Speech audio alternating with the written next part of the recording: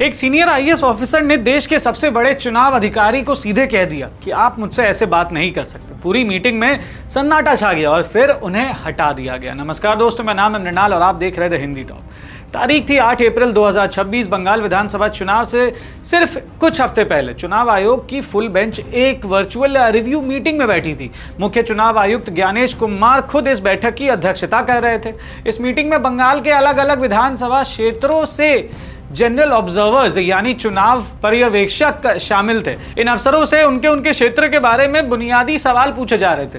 जब कूच बिहार दक्षिण के जनरल ऑब्जर्वर अनुराग यादव की बारी आई तो सीईसी ज्ञानेश कुमार ने उनसे पूछा, आपके क्षेत्र में कितने पोलिंग स्टेशन है? अनुराग यादव घबरा गए, कई मिनट लगे उन्हें सोचने में, फिर उन्होंने कहा 125। सीईसी इस जवाब से बहुत नाराज हो गए।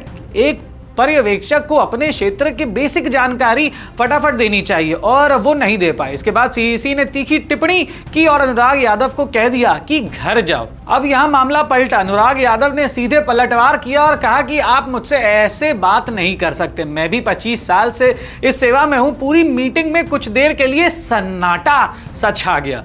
तो कौन है अनुराग यादव? आइए ये जानते हैं। अनुराग यादव 16 जनवरी 1975 को जन्मे 2000 बैच के यूपी कैडर के आईएएस अफसर हैं। वो उत्तर प्रदेश सरकार में प्रिंसिपल सेक्रेटरी आईटी और इलेक्ट्रॉनिक्स विभाग के पद पर थे। इसके अलावा वो यूपी इलेक्ट्रॉनिक्स कॉर्पोरेशन के चेयरमैन भी रह चुके हैं। अपने करियर में वो district magistrate Ghaziabad development authority के वाइस चेयरमैन और मुख्यमंत्री के सचिव तक रह चुके हैं। यानी ये कोई जूनियर अफसर नहीं थे, एक बेहद सीनियर और अनुभवी नौकरशाह थे।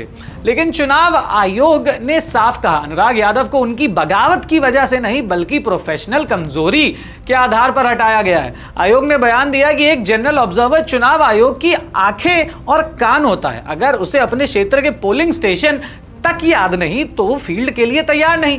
कूच बिहार से टीएमसी नेता ने इस घटना पर टिप्पणी करते हुए कहा, यह दिखाता है कि आईएएस अफसरों का एक वर्ग चुनाव आयोग के निर्देशों को पालन करने को तैयार नहीं है। तो सवाल यह है कि क्या ये सिर्फ एक अफसर की तैयारी की कमी थी या ये बड़ी नौकरशाही बेचैनी की झलक है?